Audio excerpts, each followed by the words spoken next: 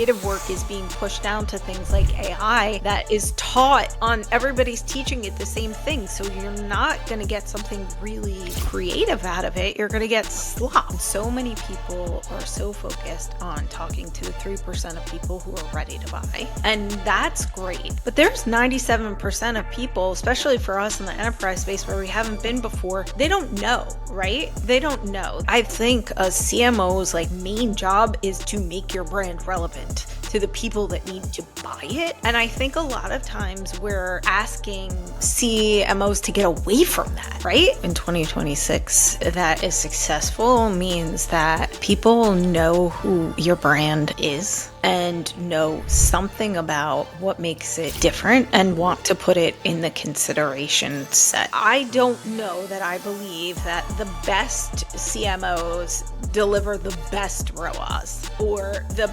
best CAC or ROI. I think all of those things are important, but marketing is a long game.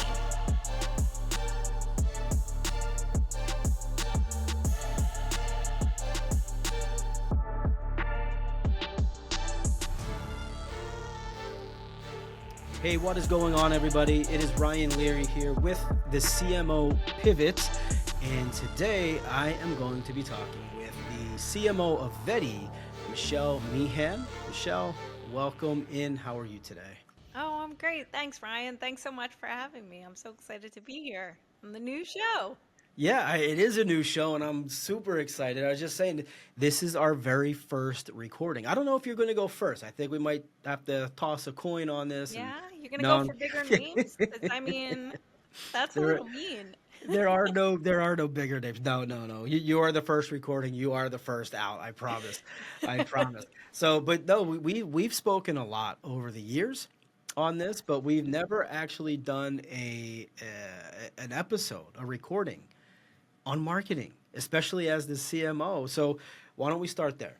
Introduce yourself to the audience. You are the CMO of Vetty. Tell us about Vetty and tell us what you're doing. All right, awesome. Hi, everybody. My name is Michelle Meehan. I am the CMO of Vetty, as Ryan said. This is, I think, my fourth stint at an HR tech company, working my way up the marketing ladder. Started my career in media and moved over to iSIMS first, and then I've been exploring other companies ever since.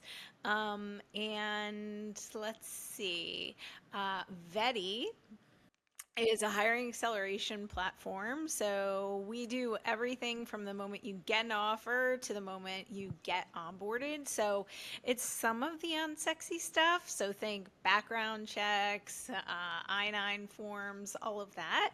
But we're really efficient. We do it on a platform. It's not some weird Frankenstack that we invented behind the scenes where everything's plugged in like a 90s Yeah. entertainment center, you know? It's fully Uh-huh. customizable and It's not we're like getting the word out. Nintendo. It's not like Nintendo. We're blowing in the cartridges Oh my God, to remember make shit that? work. Why did it work? Why did it work? I don't know, and I don't even know why we blew in those things. I'm kind of was that like an actual instruction? You know, I don't know. But I still have it. You know what? We did some cleaning out in the basement. We have the Nintendo. We have Sega Genesis, the Okay. original Sega Genesis. I have an Atari 2600. Oh my You would goodness, think I'm a good call. collector of this. I don't play video games, and you would think I was a collector of. Actually, we have the Wii. My grandparents, my in-laws gave us the Wii that they have. And so that's plugged in upstairs along with the Switch. We have a lot of gaming here and we don't play, but none of the cool stuff. Like we don't have all the PlayStations and all that stuff. I think the Wii is the best. It's I love it. so fun. I love Like it. the Mario Kart on it, the tennis. When my kids were littler, we played that thing all the time. The Uh-huh. Just Dance. Yeah, we Yeah, went crazy yeah, for that. yeah. Making your little Yeah. avatars. Yeah, yeah. Yeah. We do Wii Fitness. We Hmm. do the Wii Fitness and bowling and it's so bad it's good. I don't know. It's one of those things. So anyhow, so the CMO pivot. I mean, we've talked about it.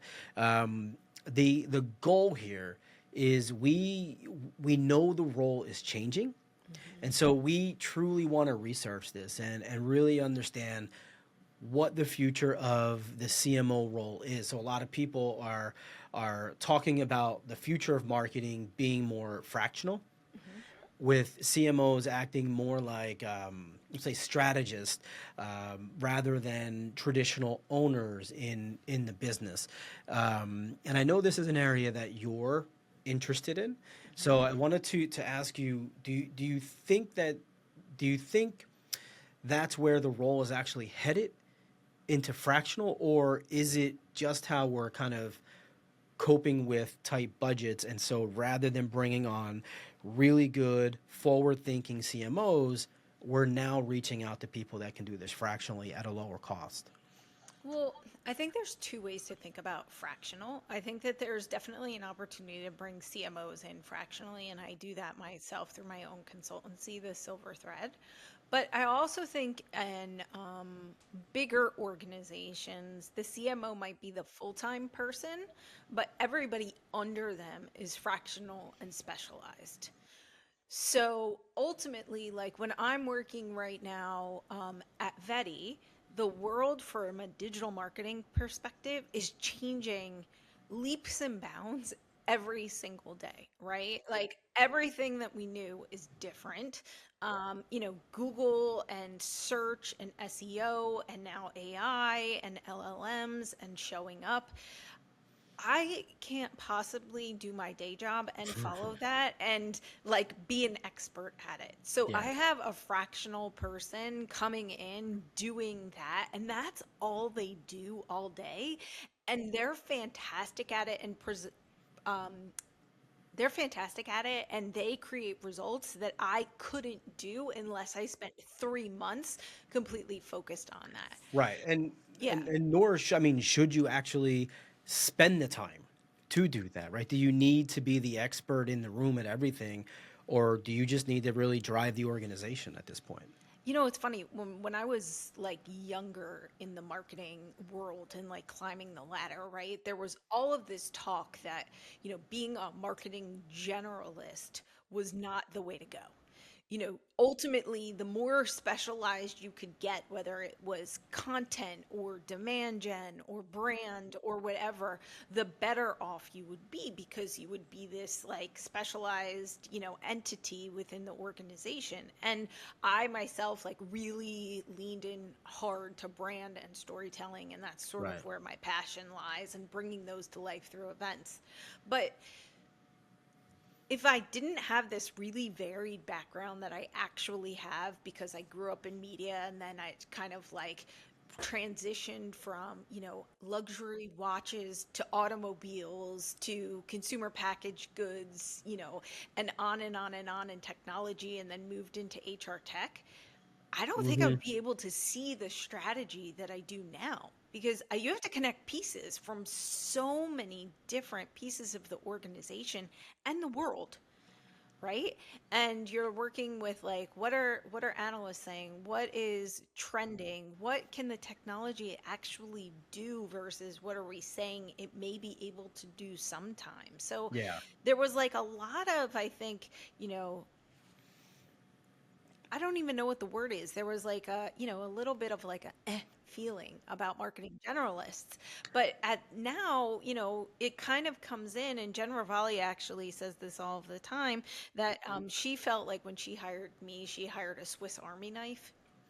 Right. And Right. it was Which like a used to totally be different bad. framing. Yeah, Yeah. it's a Yeah. You used totally to be like, different framing. what? What? Yeah. She was like, you could do anything. You have a specialized tool for all of Yeah. these things. And, you know, being a CMO now, I think that that's the biggest thing because I'm able to connect the dots.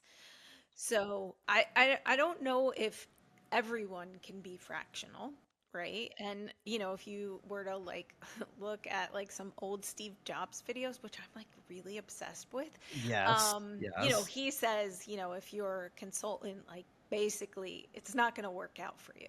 Right. Um, Right. Right. Right. yeah, Right. because you Yeah. haven't like done the thing Yeah. and you're not there cleaning up the pieces. And I think Hmm. some people have to do the thing, but I don't think everybody needs to do that, right? No. No, I don't I know and I watch those same videos. I love them, and it's funny because all I can see is Ashton Kutcher. Every time I see his videos now, that's all I could actually see, which is funny in and of itself. But the yeah, no, and I know, so I understand what you're saying. So I think a lot of what you're saying, it kind of gets into like, what does a CMO influence versus what do they own today? And I think that has, at least for me, but people don't care about me here, they care about you. I feel that that's changed over the years.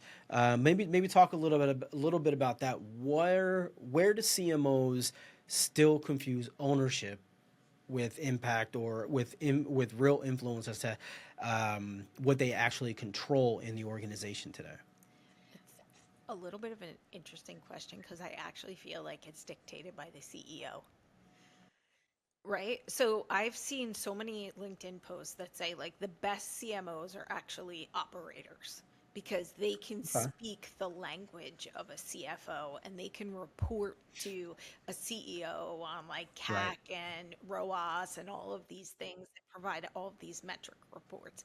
And maybe your CEO cares about that because I have had CEOs that like the minute the event is over is like, so how many leads do we get? You can't. I don't Tomorrow, think can so. you give me the ROI on that? Yeah, And I'm gonna you know, stay it's quiet on that one. yeah, I think, there's operational pieces to it because you have to work alongside all of these other groups and you have to fit in. But I still think a CMO's like main job is to make your brand relevant to the people that need to buy it. And I think a lot of times we're asking CMOs to get away from that, right?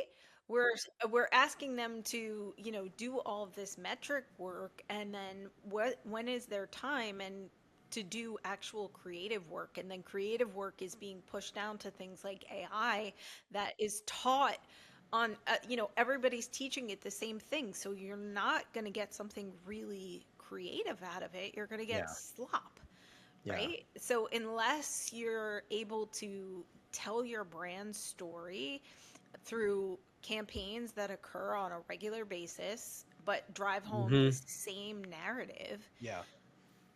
I don't necessarily know that you're going to be super successful as the world moves forward because you're just going to become noise. And so to me, a little bit, the role is fighting almost to be what it always was. That's an interesting take. I like the fight. The role is fighting to be almost what it was, and I don't disagree with that. I actually, now that you say it out loud and I hear it, Yeah. I don't know that I actually disagree with that. I think it makes a lot of sense. Would so this is interesting to me because I think the CMO depends on the organization, but historically I've worked with CMOs that were very much hands on and Hmm. very much an operator. Then I've worked on the other side where the CMO was very much just the influencer across the organization. Yeah. And so, and I've always leaned to the side of a CMO that influences the organization Yes. across all different areas for obvious reasons. But I'm curious to get your take here. What decisions? Because I think there's some confusion in the market now, especially with CMOs that maybe, and I don't want to say this the wrong way, but maybe CMOs who came up through demand gen or came up through building funnels, and now they're in a CMO role and they haven't been able to let go of what they were doing. So they're still more of an operator style CEO. But what decisions do you feel like you need influence over now? Maybe you personally, or just a CMO in general today, as we kind of move forward in 26. Even if those roles don't still sit in marketing, what do they need influence over? It's funny because I feel like every meeting that I'm not in, I feel like I should have been in that meeting. Because, when you look at the organization holistically, okay, you have product, but Yeah, product depends on market fit. And sure. sometimes you have a person who's leading product or who's leading the tech team who's really, really focused on creating something that solves the problems of your target consumer. And sometimes you have really heady engineer people who are leading it, who are like, I can build this thing and it's really cool. Mm-hmm. And I don't know if anybody's going to use it, but we could say we have it and that would be amazing. Right. Right. And so I want to be part of that conversation because I want to make sure that we're addressing market demand, that we're going to Mm-hmm. supersede and eclipse the competitive set. We're not going to, chase them. We're not going to match them, but we're going to, be the thing that nobody thought of. And then I want to be part of like, how are we packaging that from a pricing perspective? And then Right. how is that rolling out to people? And how are we talking about it in partnership conversations? So for me, the influence role is huge. And I, a lot of times, see myself as the person who is responsible for connecting the dots between the different groups. Right.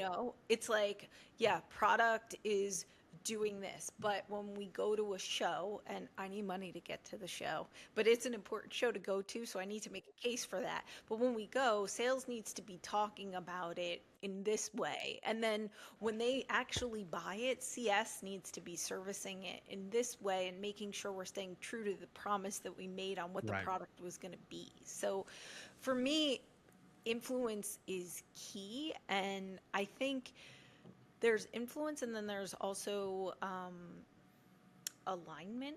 And I think, alignment for me specifically is a bit easier because I report to Jason Putnam, who who's, got a fabulous reputation in this industry, but he really creates a lot of alignment between everyone sort of as job one before we get into anything else. Right. Right. And seeing other people as humans and making human connection. And that makes it a lot easier to have some difficult conversations about pricing if you're already aligned from like, you're such a good person and I like working with you, Yeah. you know? Yeah. Yeah. No. No. It makes sense. And when you were talking about going to shows and making sure people are doing what they need to do, and one of the things, and not just HR tech specific, but just in general, when a company's investing a lot of money, we're talking hundreds of thousands of dollars in some cases, in these events with the booth and the travel and everything that comes along with that, the it's almost heartbreaking to see the booth team, the demo team, the sales team sitting there and not having meaningful conversations and just waiting for traffic. We don't need them to go out and just start pulling people in. Hmm. But when they have these conversations, being able to actually have a meaningful conversation that drives that conversation to the next level, I feel like I see it so far too often where it's not happening that way. And that costs a lot of money. It does cost a lot of money. I mean, you have sort of two two things that happen. So one is you have a big brand who has spent $150,000 on a booth, and that booth goes to every single show. It's the same setup, and there's nothing unique that marries what's happening at the show and the audience at that specific show to their specific experience. Right. It's sort of, round hole, square peg, or however that saying goes. Mm-hmm. And then you have smaller companies like when I was at Plum, for example, we didn't have a booth, so we custom built something for every show, and we were able to really be bespoke about what the show was and what was happening.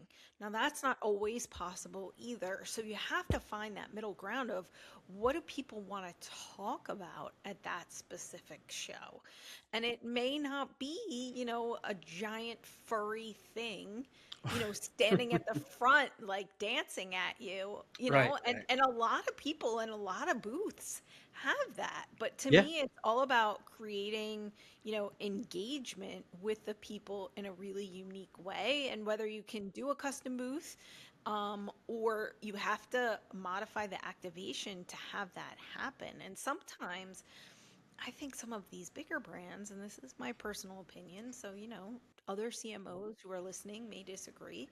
So many people go to these shows that it's intimidating to walk into the booth.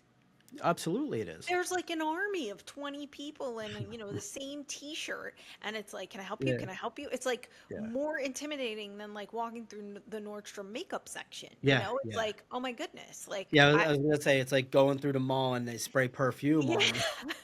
It's like, right? forget it. Yeah, yeah. So Yeah. I want to go back real quick. I want to go back you were talking previously about you want to be in the room with the conversation, not because you're controlling, not because you want to do the work, because you need to hear it so you can build Yeah. the influence and then Room where it ultimately happened. connect. Yeah, Hmm. and connect the dots. So the room where it happened, that's Hamilton. Hamilton. Uh-huh. Hamilton. Yeah, I was gonna Yeah. say. It took me a second. Yeah, yeah. My family is obsessed. They've seen it in the plays a couple of times. Like it's It's everywhere amazing. in this My house. favorite. Um, although I will say, Lin Manuel, that's right. Him, all his songs across everything he's done sound the same. I feel like it's time for a new vibe from him. I do. I Did you do. I see don't. Mufasa? I have not. No. Okay, he did the soundtrack for Mufasa. It Okay. was really good. Part of the thing that I think that you're experiencing is his voice specifically. Yes. Sounds the So same. when it's not him singing, the songs sound different. Okay, well, that makes sense. Yeah, but yeah, the cadence, everything, is inflection, every sound is just so recognizable. It's like the Adina woman who sang the Frozen song. Like you know her, Mariah Carey, you know her.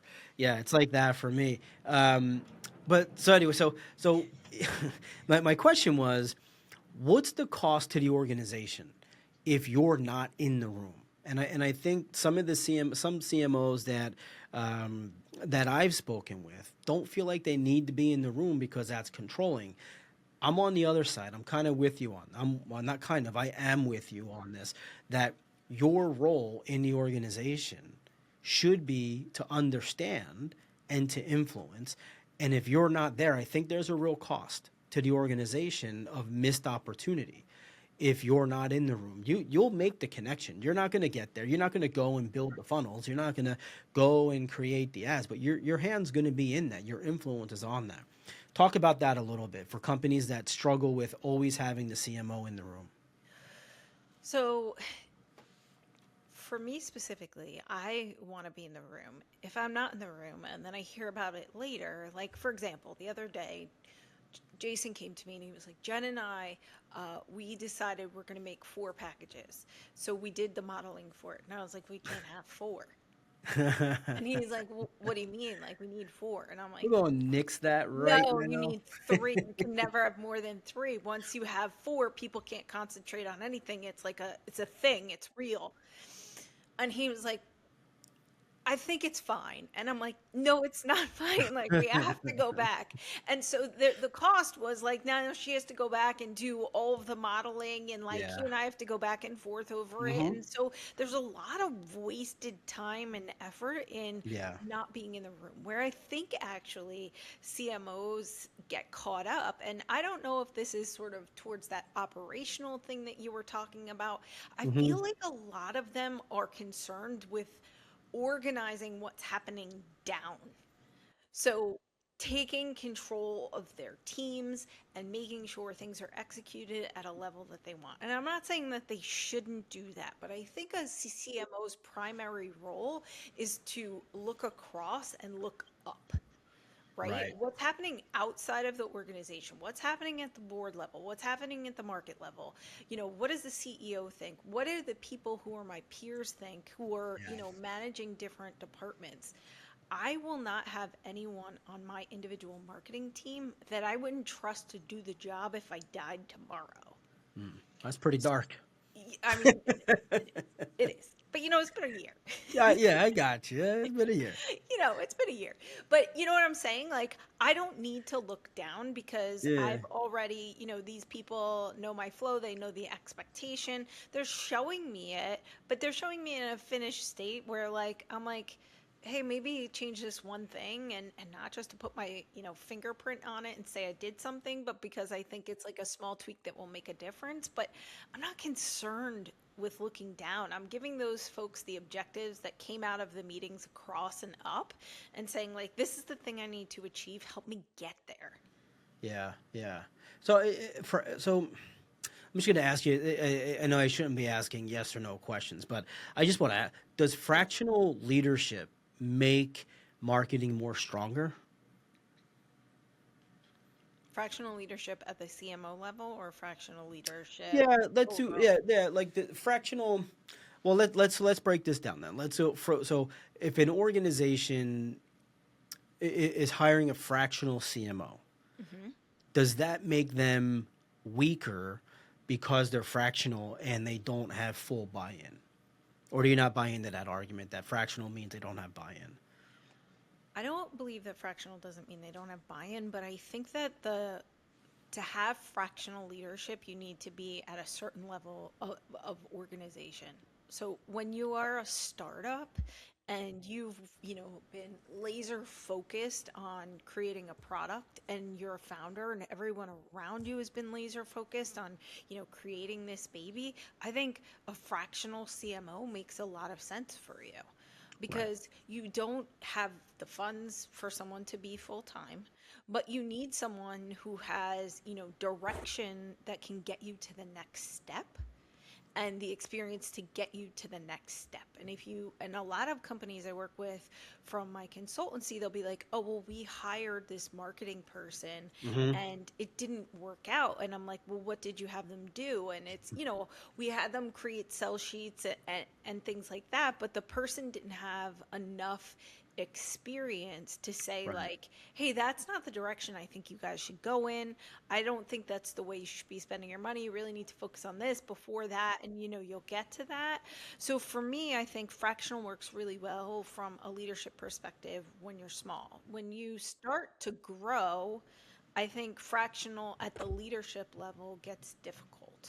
Mm-hmm. So at that point, then does it shift to being more fractional at the parts of marketing? So maybe in DG or managing ads or whatever it is. DG, design, sometimes you can go content. I'm a big fan of keeping content and project management in-house, but I know a lot of people who have success doing, working with a same content writer all of the Yeah. time or the same group that knows your brand really well. I think fractional though for DG, performance marketing, design, all of those things, even like SDRs, BDRs, all of that stuff works really well at a fractional level. Yeah, they're easier to plug into a well-run system that's managed by your in-house, experts or your CMO or whoever it is in the organization at that point once you're kind of flipping the script there. So okay, so question I have is more around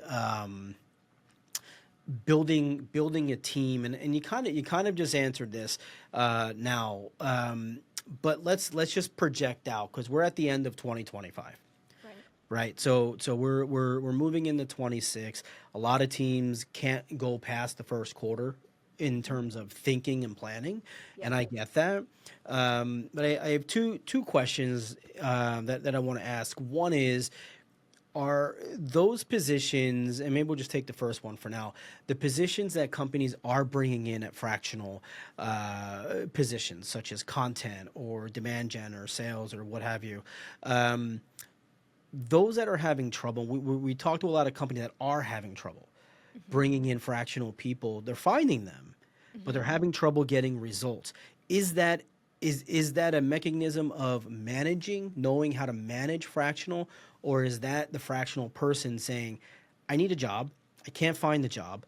I'm a marketer at heart. I can leverage all of my AI tools to then deliver, and then ultimately it's not the right delivery." Um, I feel like saying it's a management problem is incorrect, but I think it's a strategy problem, which happens at the managerial level. But I think that the strategy is likely not clear and the objective Mm-hmm. is likely not clear. And what needs to happen is the CMO or, person who's in charge, VP of marketing, whomever that is, they need to have the strategy set, but then the strategy between all of the fractional folks needs to be tied together. So it's seamless. What you don't want a is this. A lot of companies end up hiring fractional folks without somebody at the top. Right. Just to get the job Yeah. done. They're like, oh, we need content. So we have this content person that we work with sometimes. Right. Oh, like we need DG. So like we have this person who set it up. But if you don't have somebody who's like leading the narrative on like, what is your brand? What is your brand story? What is your objective that you want to tell the market every single time across every touch point, whether that's your product, your salesperson, or your DG ads, you're going to fail. Right. You know? There's no cohesiveness across 37 things that are happening. Yes. It doesn't matter. And Yeah. you're right. I mean, we all work with a lot of startups, and a lot of they want to bring in fractional BDRs or fractional marketing people, or like you said, the example you used earlier, that we just need someone to come in and create some sales sheets. Fantastic. That's great. But where's the drive behind that? Where's the consistency behind that? Does that tie to your messaging? Does it tie to Right. anything that Right. that you're doing? So, okay, final question. What does winning look like in an organization? In the let's say, in this is going to be a general, broad question. Yeah. So feel free to tie it back and to hone in on an area that makes sense for you. But what does winning look like for a CMO in 2026?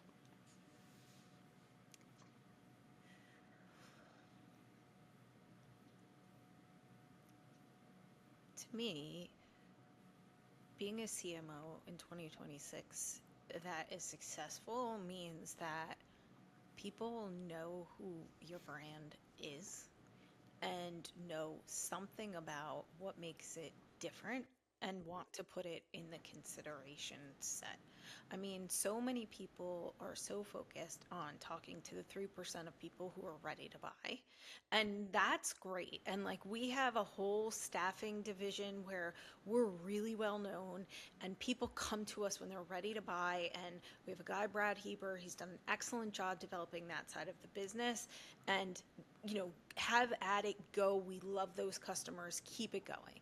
But there's 97% of people, especially for us in the enterprise space where we haven't Mhm. been before, who they don't know, right? They don't know. They're starting with a Google search or a chat Right. GPT question. So how are you making sure that your brand is showing up and that when it's showing up that it's meaningful and there's a connection to it that make people want to engage further?